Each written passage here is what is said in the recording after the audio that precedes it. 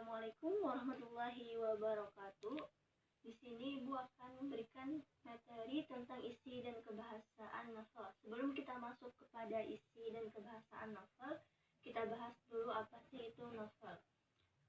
Novel di sini, novel adalah karya sastra yang paling populer yang banyak diminati oleh para pembacanya. Jadi, para pembaca suka membaca novel biasanya. Selanjutnya kita langsung saja masuk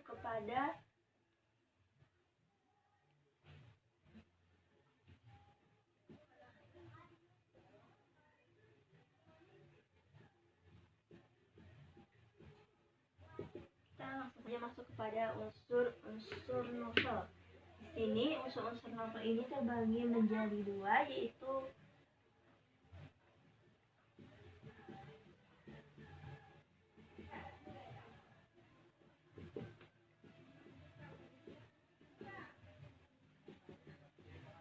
unsur intrinsik dan unsur ekstrinsik. Yang ada di dalam unsur intrinsik yaitu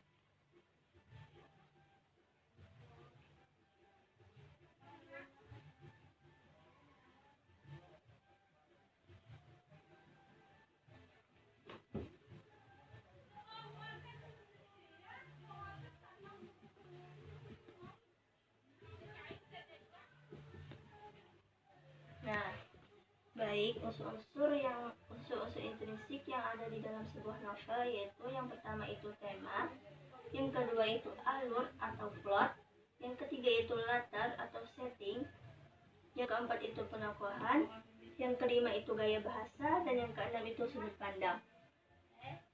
Kita jelaskan satu persatu ya.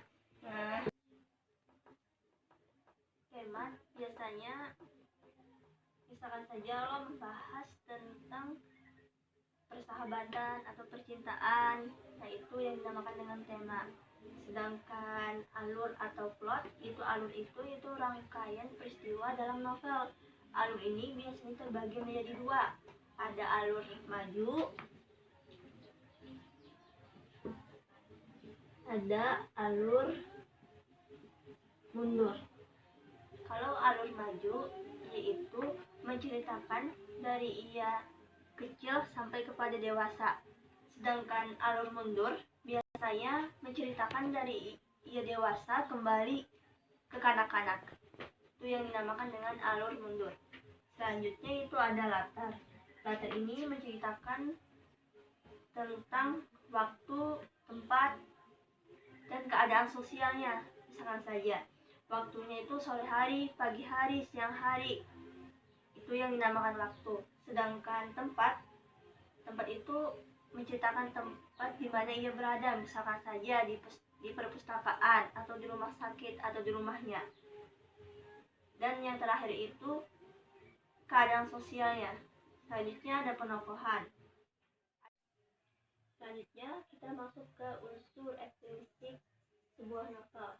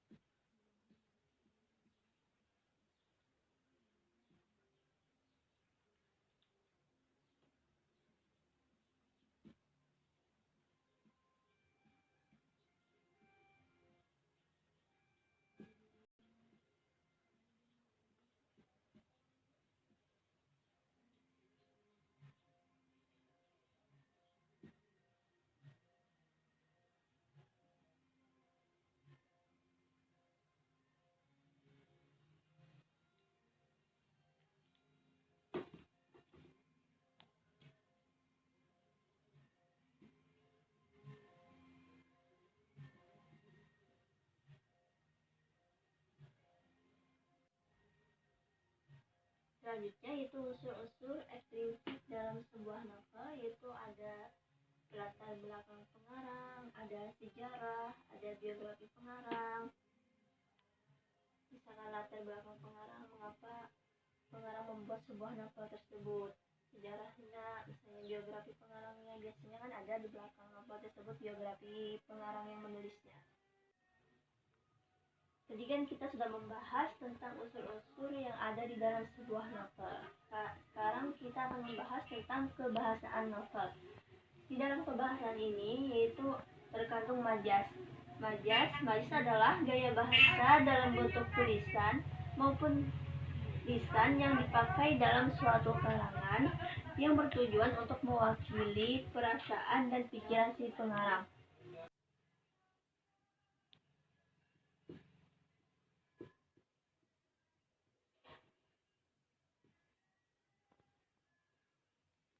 Nah, majaz ini terbagi menjadi 4 bagian.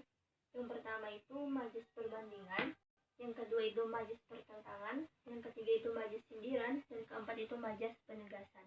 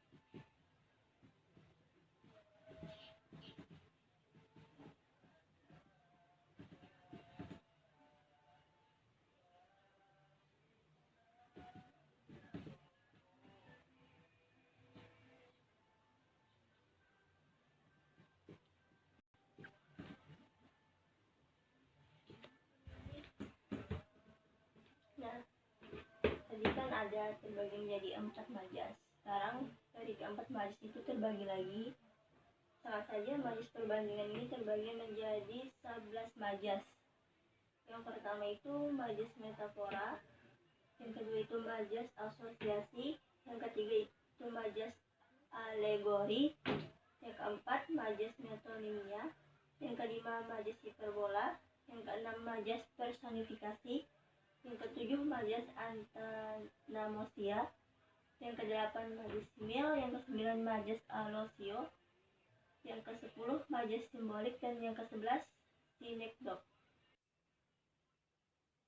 Baik, langsung saja kita jelaskan satu persatu.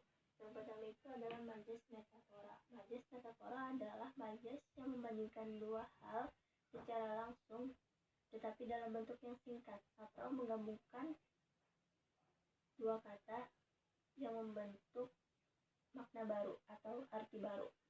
Seperti contohnya dia menjadi anak emas majikannya. Yang kedua ini adalah majaz asosiasi, yaitu perbandingan dua hal yang berbeda namun dinyatakan sama. Contohnya, semangatnya keras bagaikan baja. Nah, di sini kan keras dengan baja itu kan sama maknanya, artinya sama-sama mempunyai tekad yang keras atau mempunyai sifat yang keras. Selanjutnya yaitu majaz elogiri. Yang keempat itu majaz metonimia, yaitu majaz yang menyatakan merek, menyebutkan sebuah merek. Misalnya, kami pergi ke rumah nenek naik kijang. Nah, kijang di situ kan menyatakan merek sebuah mobil. Selanjutnya yaitu majaz hiperbola.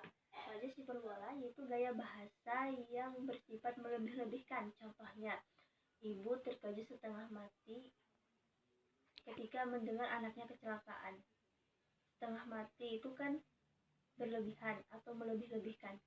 Yang selanjutnya itu majas personifikasi, yaitu majas benda mati yang seolah-olah hidup, seperti ombak-ombak berkejaran ke tepi pantai. Nah, berkejar-kejaran itu kan hanya dimiliki oleh makhluk hidup, sedangkan ini dipakaikan oleh benda mati.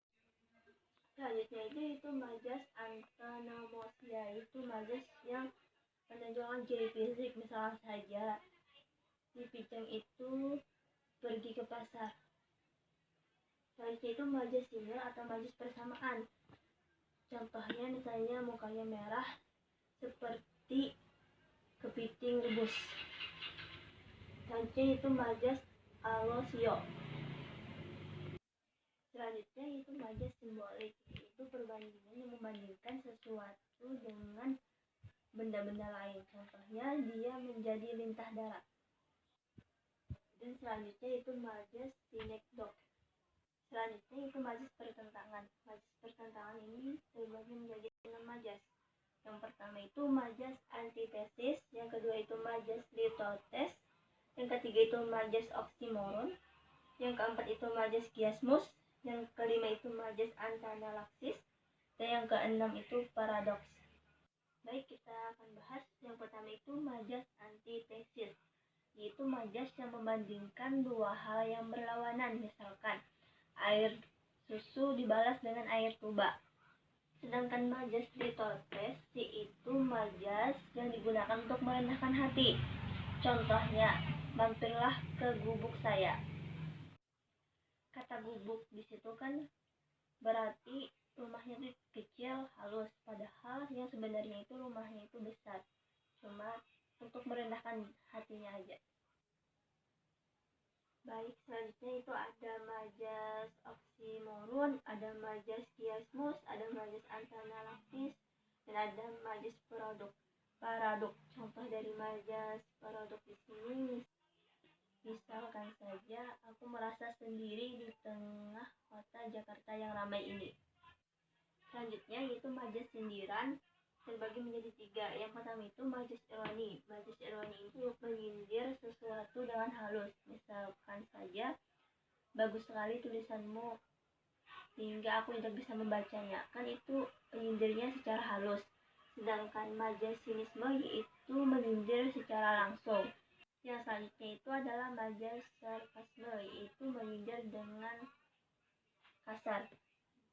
Contohnya, mau muntah aku melihat wajahmu, sana pergi. Nah, itu kan menyindir secara kasar.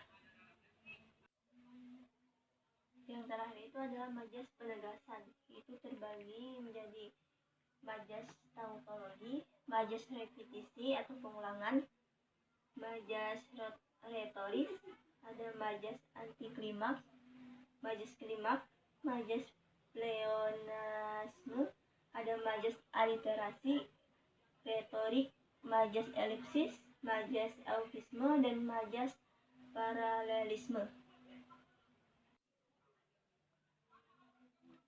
Baik, dari penjelasan Ibu tadi mengenai isi dan kebahasaan novel, yaitu membahas tentang unsur-unsur novel, yaitu ekstrinsik dan intrinsik, dan tentang kebahasaannya yang membahas tentang majas. Apakah Mas ada yang belum dipahami atau tidak mengerti sama sekali? Oh, kalau tidak ada, kita lanjut ke penugasan.